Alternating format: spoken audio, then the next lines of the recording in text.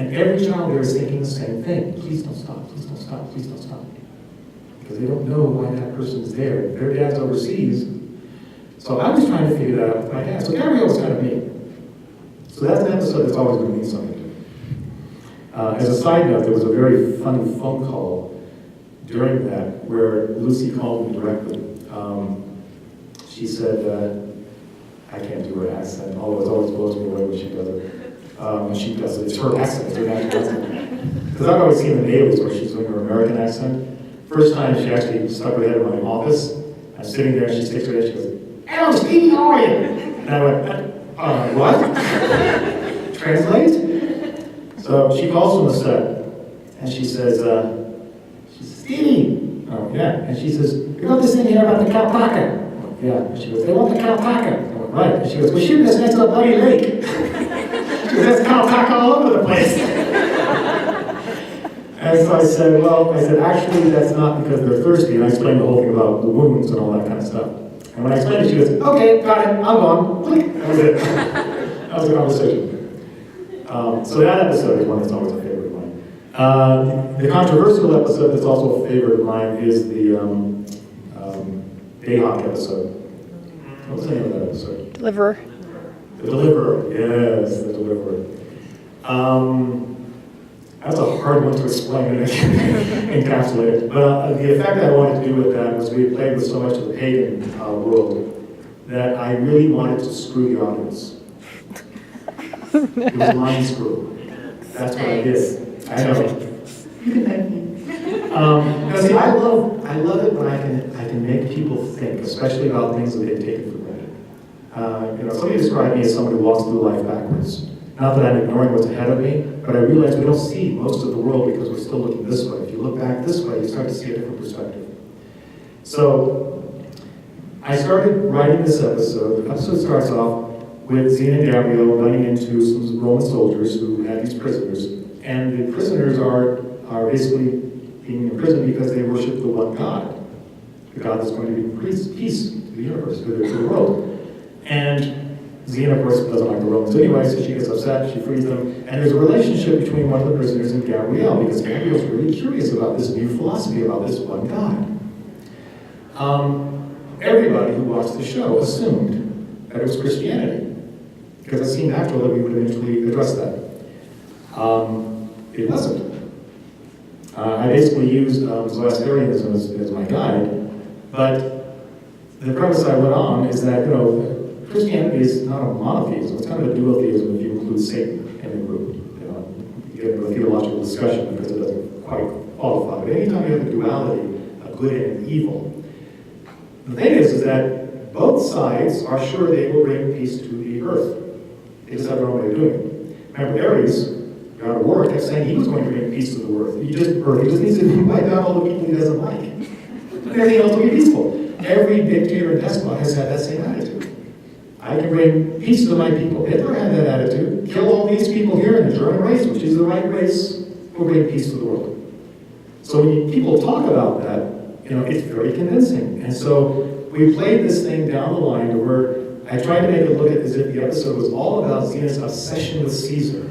That's what the episode was about. So everybody bought into that core. And as a side thread, Gabrielle's going to play with Christianity. Great.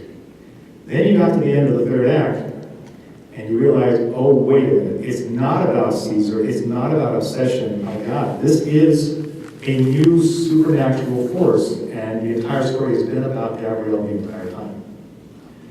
The way I wrote it, when that revelation came in, everybody frantically looked back over everything that had happened previously in the episode, and they sit there and they realized, oh my gosh, it was all there, I just didn't see it, because my prejudice was to think of it as Christianity. So that's a bit of a mind screw. And it's a technique that you use when you want to shortcut a lot of things in writing. You kind of play to the audience's prejudice. But this was an easy one. Most people think about prejudice. This is kind of a bubble that we grew up in. So I'm very proud about that episode because of all the reactions that I got. People joyously cursed my name. Because I caught them. They were just like, you got me. I didn't see that coming. And there it was. You got me on that. And by the way, I like it when that happens to me. I like it when I'm watching a movie and something happens, or a TV show, and I just jump out of my chair and I go, I did not see that coming, but I should have, because everything was there. Remember the movie The Sixth Sense? Okay? Spoiler alert. That point where he realizes who he actually is, I was in a theater with all these people watching, and I did jump up out of my chair and I went, yes! Awesome! I sat there. And so rarely happens to me because I know how to put together a story and a film, so it's really hard to catch me on this. So that was pretty awesome. So anyway, it was a long-winded answer, but there you go. So yes, back to that. So when you're working on a show for that long, and you get to really know the actors, as you were saying, you know Lucy when you first met her, do you start to see the little characteristics of them that you want to kind of incorporate with that character? Everybody heard that question, right? Usually I repeat the question if it's up here and you can't hear it. Yes, absolutely. Every TV show is worth its salt. It's a growing, living thing. It has to. The moment people start sequestering themselves, like I said, that downward spiral, everybody's ignoring each other and they basically become combatants with each other. But every show that works, when we first started writing characters and there were no actors hired, we have to imagine what those voices are.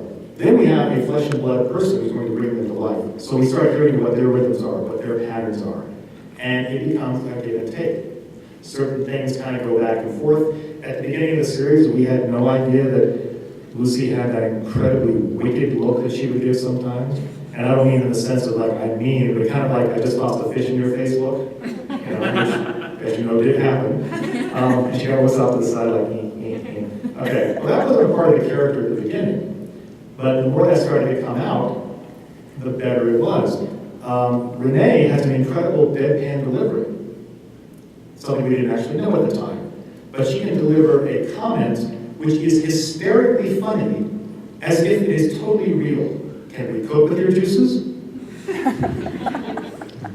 She delivered that real. That was legit, and that was hysterical. I still laugh when I see the dailies. I have the dailies in my house, and when I see the dailies on that, and she does the take after take. Can we cope with your juices? It just cracks me up. So yes, it has to be a living thing. Rob Trump is another good example. When Rob first appeared in the Black Wolf episode, which is kind of a welcome episode, originally when Alan J. Gluckman wrote that script, Tom Williams was not in the script. So Alan fulfilled his job. He wrote the script, he was a freelancer, he wasn't on staff. After he gets his second draft in by WGA rules, writer guild, he's not supposed to work on it anymore unless we pay him. So it goes into the staff and we do the polish on it. He's written a really good script. And then Rob said, I want to bring Rob Trevor in here to play Salmonius. So I had to take the script and add Salmonius into the script. And unfortunately, that requires a lot of rewriting. I called Alan and I said, I have to apologize for this, but I have to do this. I'm going to rewrite a lot of your stuff. And Alan's a pro. He was like, whatever you have to do. So I had been warned that Rob Trevor was difficult to live with. I had been told, don't fall in love with your dialogue. He's going to change it up. That's what he does. Interesting. Oh, well.